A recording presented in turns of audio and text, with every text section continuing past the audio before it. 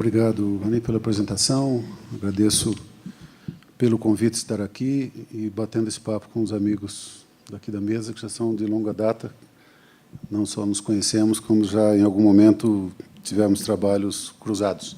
Não apenas eu entendo que estou aqui na função de professor, de editor, e também como secretário hoje do Plano Nacional do Livro e Leitura, mas, antes de qualquer coisa, eu sou um bom ouvinte dessas discussões, não é?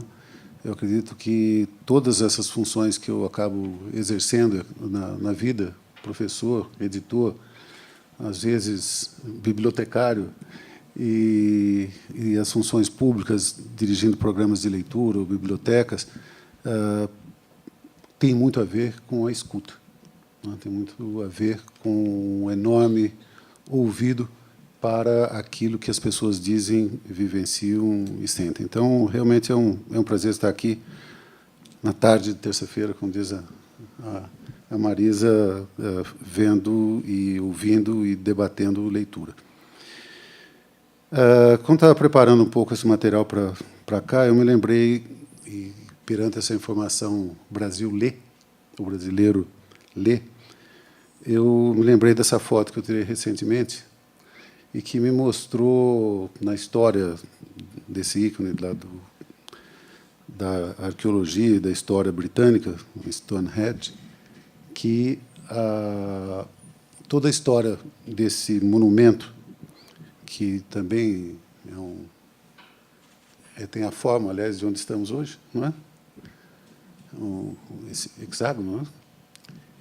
Esse monumento, historicamente estudado durante séculos, até hoje, os historiadores britânicos, com toda a sua metodologia e toda a sua persistência, até hoje não sabem exatamente do que se trata, não é?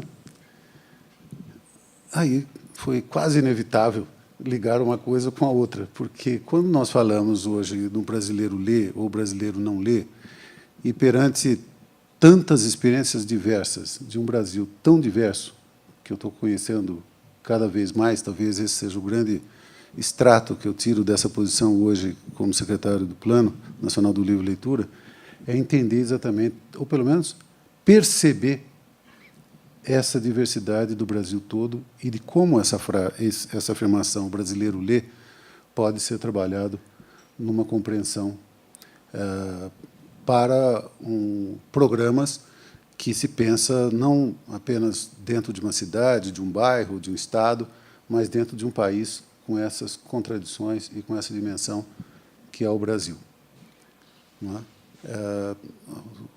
Os três colegas e amigos que me sucederam levantaram vários aspectos dessas possibilidades.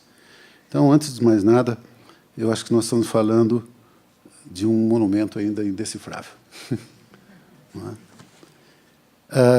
Eu falo, por outro lado, como também autor parcial, mas, ao mesmo tempo, e principalmente como um grande ouvinte desse tema, eu resolvi falar um pouco para vocês a partir de algumas vozes que chegaram a um consenso depois de muito debate, de muito debater, de muito discordar, e chegaram a alguns pontos de convergência a respeito de alguns assuntos e de alguns temas e de alguns conceitos sobre a questão da leitura, e que se traduziram num texto, não é? Num texto que é o Plano Nacional do Livro e Leitura. Esse consenso está longe de ser algo unânime, mas é um consenso que se chegou depois de muito debate, de muita escuta pública, de muitas reuniões como essa, não é? E, como digo, muitas, só em 2006 foram quase 200 pelo país todo. Além de consultas públicas pela internet, além de, agora, 3 conferências nacionais de cultura, onde foi debatido regionalmente e também quando todos se reuniram em Brasília.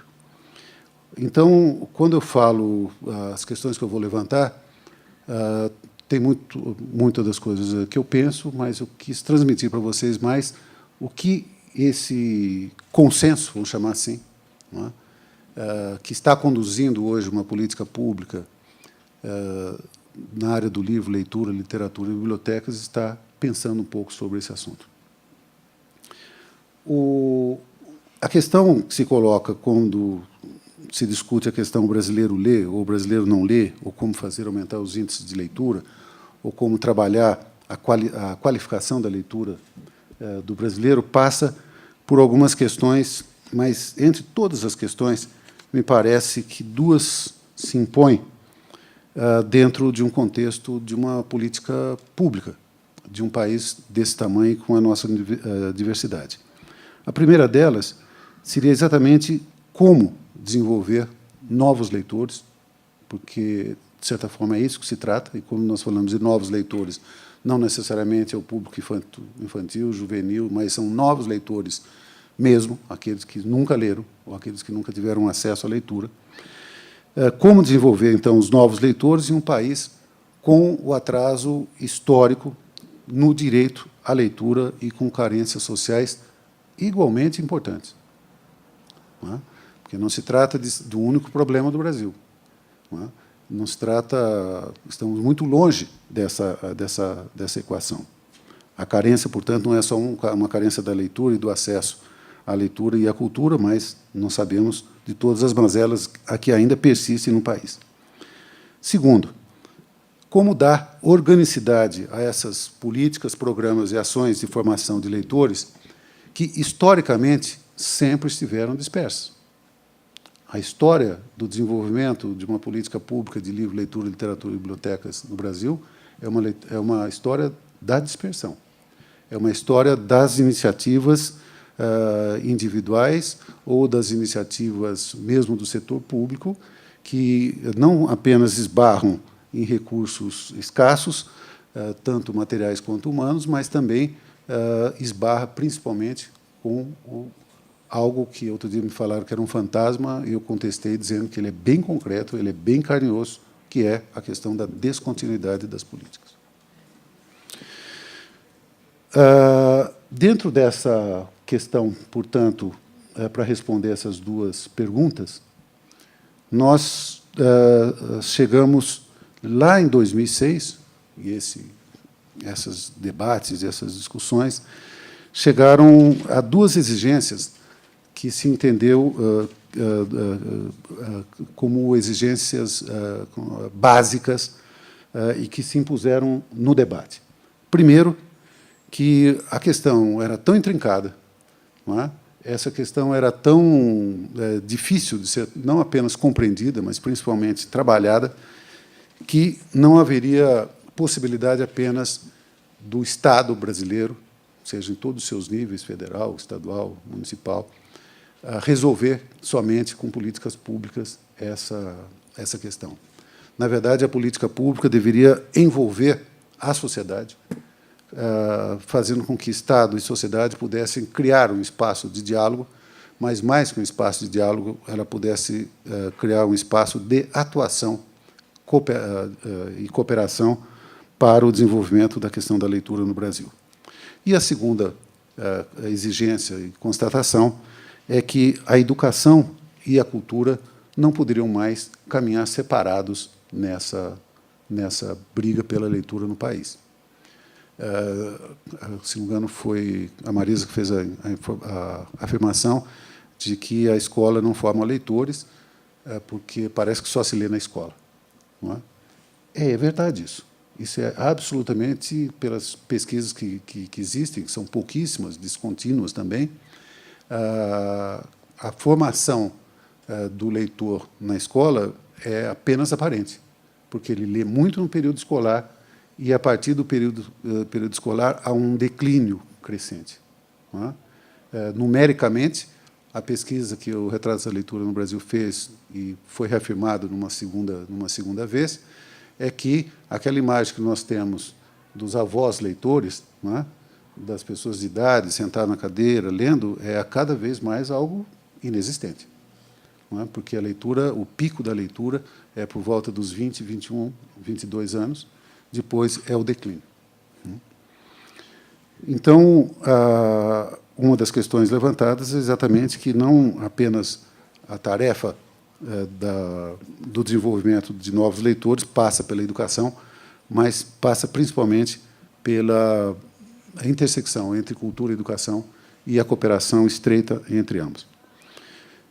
Há uma pergunta a ser feita, não é? Que é uma pergunta que diz respeito a de qual leitura nós estamos buscando, porque é essa leitura que nós estamos trabalhando e se buscou um consenso, se buscou algo que se poderia partir até para que nós tivéssemos um ponto de entendimento entre aquelas milhares de iniciativas, e quando eu digo milhares, não estou fazendo nenhuma figura de linguagem, são milhares de iniciativas que existem nesse país e que trabalham absolutamente dispersas.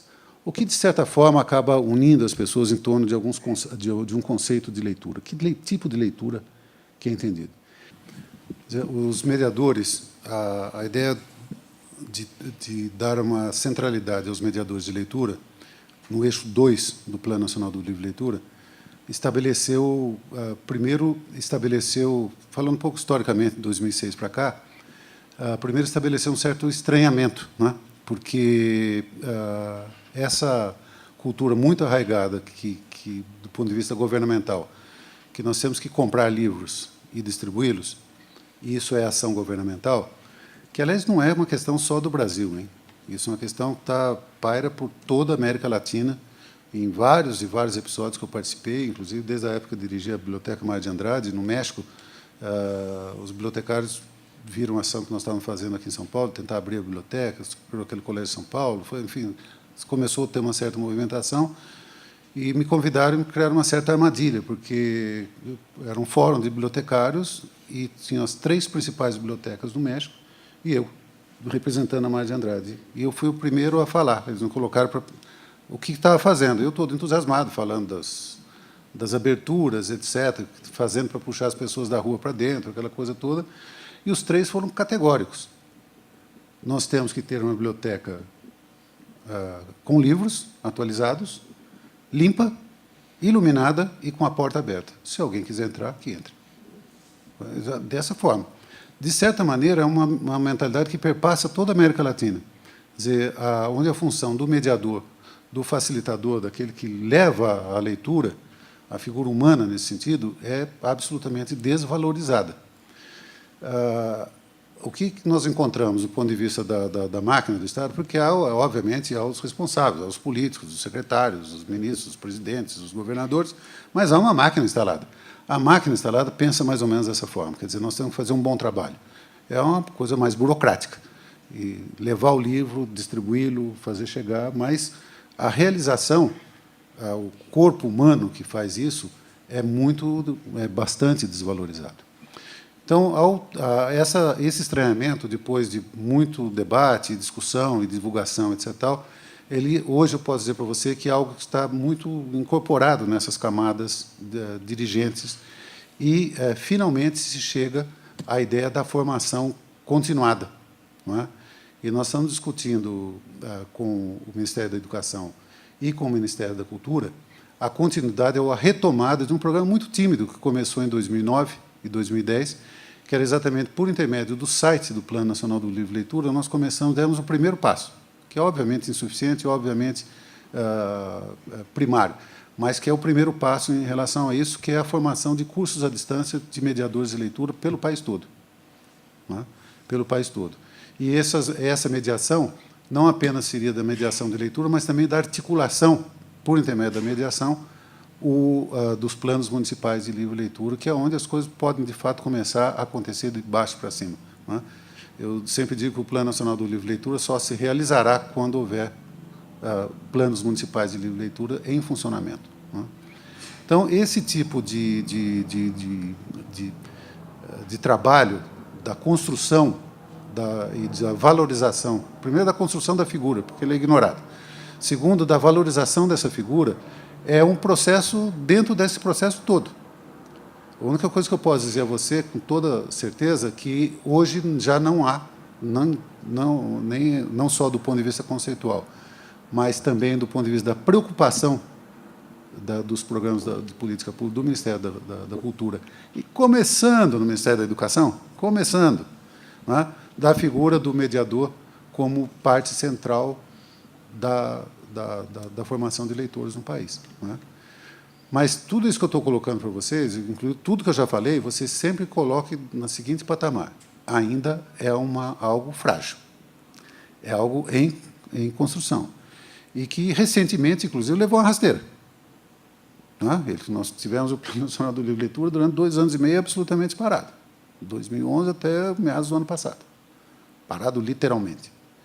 Então, esse tipo de questão faz parte dos governos, né?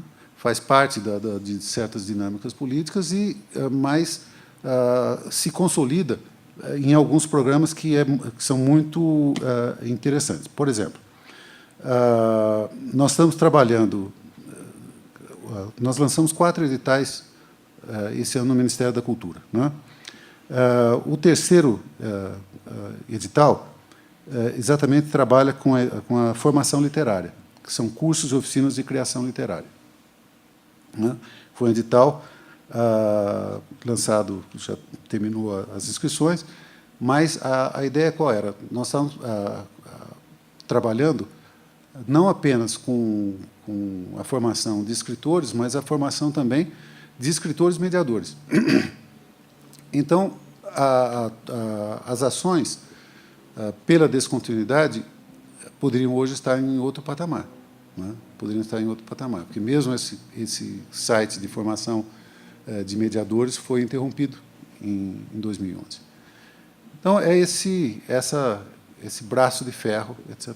Agora, conceitualmente, do ponto de vista do programa, está absolutamente entrosado e faz parte, digamos, foi dado não apenas o primeiro passo, mas acho que foi o primeiro passo de consolidação disso dentro, pelo menos, do espectro, não apenas dos dirigentes, mas dos técnicos, dos funcionários. Não se conversa mais, por exemplo, no Ministério da Educação, com a Secretaria de Educação Básica, ou a SECADI, que é a Diversidade, sem falar em mediação. Fala em livro, fala em biblioteca, não, e os mediadores e coisa e tal. Isso já virou moeda corrente, mas demorou 8 anos para isso, certo? 7 anos para isso.